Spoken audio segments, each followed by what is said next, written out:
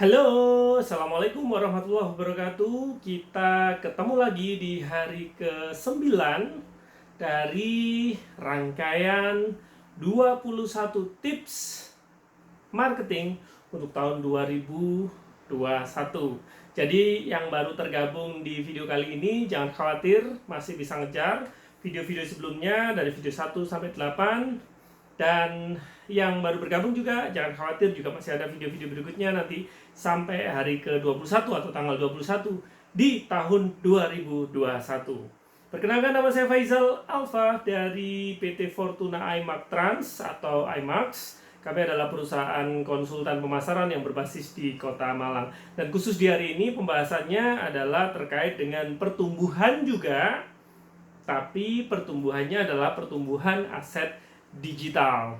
Pernah nggak kita mendapatkan pertanyaan atau bertanya, saya ini sudah menjalankan bisnis, sudah menjalankan sebuah usaha, saya mesti punya akun media sosial apa saja ya? Nah, jujur saya juga berangkat membahas mengenai tips yang ke-9 ini terkait dengan pertumbuhan aset digital juga berangkat dari pertanyaan yang sama. Jadi ada satu teman yang bertanya, Sam, kalau di Malang kan manggilnya gitu ya, Mas dibalik jadi Sam. Sam, saya ini kan sudah menjalankan sebuah usaha nih. Katanya kan kalau nggak punya media sosial itu nggak gaul, nggak kekinian, nggak ngehits. Minta saran, Sam. Saya ini sebaiknya punya akun media sosial apa saja. Yang perlu dipahami begini, pemirsa. Jadi, kalau kita ngomong tentang pertumbuhan aset digital, maka kita mesti mengukur dulu kita punya sumber daya seberapa banyak. Itu yang pertama, sumber daya. Jadi diukur. Apa sih sumber daya? Sumber daya itu terkait dengan waktu, pikiran, tenaga, dan juga biaya yang dimiliki. Karena kalau kita ngomong tentang masuk di medsos, media sosial, memiliki aset digital, tentu 4 hal ini yang nanti banyak berperan di sana. Punya waktunya nggak? Karena masing-masing ini ada pekerjaannya itu. Pikirannya nutut gak? Terus kemudian tenaganya ada nggak untuk mengerjakan itu, dan tentu juga biayanya memungkinkan apa tidak. Nah, untuk mengukur itu biasanya yang saya sarankan adalah dari luasan atau semesta atau medan dampak yang mau dilibatkan. Maksudnya begini loh, ini tentu berbeda jika kita usahanya ini hadir di beberapa kota. Ya, ayam goreng Nelongso ada di, mungkin setahu saya di 10 sampai 15 kota ya. Laziza yang berpusat di Sidoarjo juga ada di 15 kota. Roti Gembong Juanda di Samarinda ada di 3 kota. Martabak Juragan di Sumatera ada di 5 kota. Kemudian jajan seafood ada di 4 titik. Jadi menentukan semestanya. Hal ini yang akan menentukan seberapa luas yang mesti kita cover. Maksudnya begini loh, jangan lebay gitu. Bukan berarti ketika kita masuk di media sosial jadi harus punya semua akun ya, Sam ya. Harus punya Facebook, harus punya Instagram, mesti punya TikTok, kemudian mesti punya channel YouTube, kemudian punya ini Messenger Line, kita aktif di Telegram, kita punya grup WhatsApp dan sebagainya ya. Maksud saya tidak harus begitu juga gitu, tapi sesuai dengan medan dampak yang mau dipengaruhi. Jadi misalnya punyanya cuma satu outlet, kemudian juga pengaruhnya, kalau kita ngomong satu outlet, pengaruhnya itu cuma satu kecamatan ya. Satu outlet, satu kecamatan, ya udah gitu ya. Mungkin di Facebook aja cukup, karena efektivitasnya akan jauh lebih tinggi. Kita bicara terkait dengan misalnya grup lokal, grup Facebook lokal, atau komunitas-komunitas lokal yang ada di Facebook. Kita mau bikin program, baik berupa program untuk mengajak, untuk promosi kepada yang belum pernah beli, program untuk merawat, maintain konsumen yang udah beli, ataupun program yang untuk mengejutkan, medan dampaknya cuma satu kecamatan gitu loh. Maksudnya biar kita nggak berlebihan gitu upayanya. Nanti masuk di Instagram, upaya lagi. Masuk di TikTok, upaya lagi gitu. Masuk di channel YouTube lebih kompleks lagi karena melibatkan konten video multimedia gitu. Tapi ini berbeda ketika kita bicaranya adalah jangkauannya kita memang dalam skala yang lebih luas. Misalnya kita bicara jangkauannya Jawa Timur gitu ya. Ya relevan sih. Misalnya punya Instagram, punya bisa dibeli melalui marketplace, Tokopedia, Shopee, Bukalapak, Blibli. Menjadi relevan karena ini akan menjadi channel yang memudahkan. Jadi bagaimana aset digital ini memang benar-benar dipilih karena stepnya ada 3 sih menurut saya. Satu adalah memilih dan membuat aset digitalnya. Jadi memilih dan membuat. Saya memilih, kemudian untuk membuat akun Instagram. Ya udah, dibikinkan akun Instagramnya sesuai dengan nama brandnya. Kalau itu sudah kepakai atau dipakai orang, biasanya variasi-variasinya pakai .id atau .official atau _official. Beberapa klien yang kami tangani pakai pendekatan nama kota. Jadi misalnya Instagramnya misalnya ada sebuah brand, namanya adalah khusus gitu misalnya. Jadi ya ada khusus Malang, khusus Jakarta, khusus Surabaya gitu, sesuai dengan kotanya.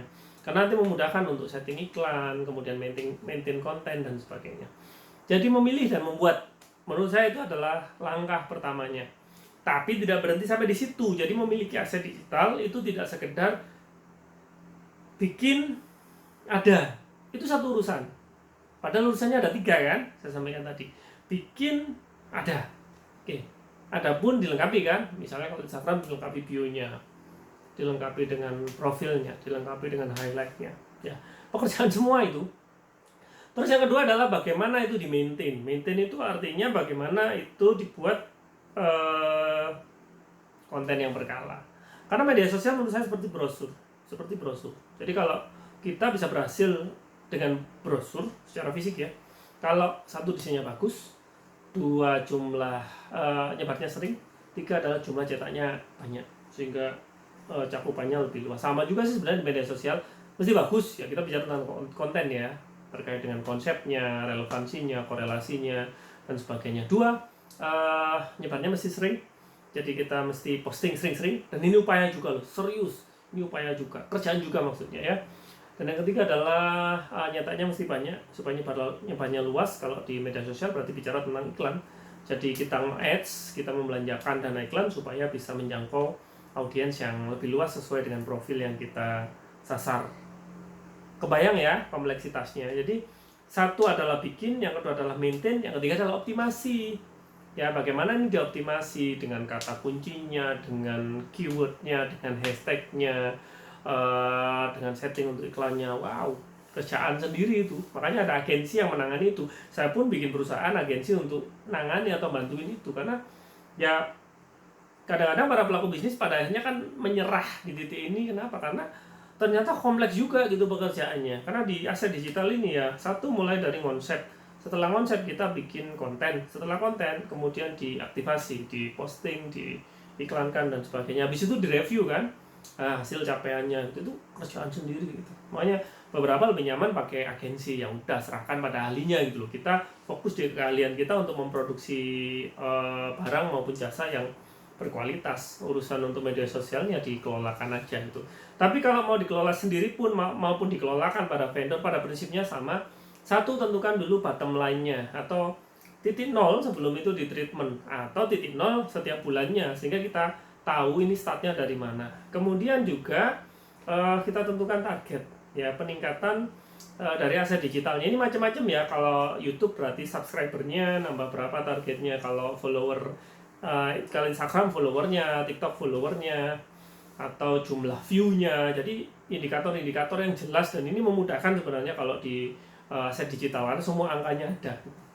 Sehingga baik punya tim internal maupun dikelolakan ke vendor ya mesti sadar dengan ini, bahwa tidak sekedar ada postingan ya. Gampang sekali kalau cuma ada postingan, tapi bagaimana postingan ini ada dampak, ada growth, ada pertumbuhan gitu ya, dari indikator-indikator dari aset digital tadi. Ini yang kemudian akan memudahkan kita menarik bahwa investasi yang kita berikan ini ada dampaknya atau tidak, meskipun tidak langsung ke sales ya. Saya tidak pernah sampaikan bahwa media sosial itu untuk langsung ke sales. Ada memang, cuman sebenarnya kalau menurut saya lebih ke bagaimana jangkauan terhadap orang yang sebelumnya nggak tahu jadi tahu terkait dengan produk kita, mereka lebih kenal, mereka lebih engage gitu, sehingga mereka punya latar belakang keputusan ketika mau membeli produk kita, sudah punya referensi, sudah punya rujukan, pernah tahu, pernah kenal. Sifatnya kayak uh, lebih ke dari sisi marketing sama branding. Selling adalah dampaknya. Jadi pesan saya untuk aset digital, jangan kemaruk ya, jangan kemerungsung. Bukan berarti keren kalau punya semua aset digital. Kalau memang cuman buat seru-seruan, karena after all bisnis itu kan cari penghasilan ya, bukan cari pekerjaan, dan itu dua hal yang berbeda ya. Karena kalau nyarinya penghasilan ya fokus memang pada hal-hal yang menghasilkan. Kalau nyarinya pekerjaan banyak, tenang aja ya, kita bahkan perlu untuk ngurusi hal-hal yang sebenarnya nggak perlu kita urusi. Belantara media sosial itu seperti itu, belantara aset digital itu seperti itu. Kadang-kadang kan kita berpikir reflektif gitu ya, ngapain juga gue ngelakuin ini gitu ya, kan nggak penting juga, nggak perlu juga gitu. Karena kita mungkin salah pendekatan terhadap aset digital yang kita pilih. Bisa jadi Anda hanya perlu untuk punya satu atau dua aset digital yang memang difokuskan di sana, tapi benar-benar kuat di sana. Lebih baik jadi pemenang di satu jenis lomba daripada cuman jadi peserta ya di banyak cabang olahraga. Dapat ya pesannya ya. Semoga bermanfaat. Kita ketemu lagi di tips marketing 2021 yang berikutnya. Pastikan ini sudah subscribe dulu ya, supaya subscribernya nambah. Jadi ada tombol merah di bawah subscribe aja dulu. Nyalakan lonceng notifikasinya, like, comment, share video-video ini supaya makin semangat yang bikin konten, dan juga terus menghasilkan konten-konten yang berguna dipakai buat belajar marketing secara gratis ya. Sehat selalu, salam pertumbuhan. Saya Faizal Alfa. Wassalamualaikum warahmatullahi wabarakatuh.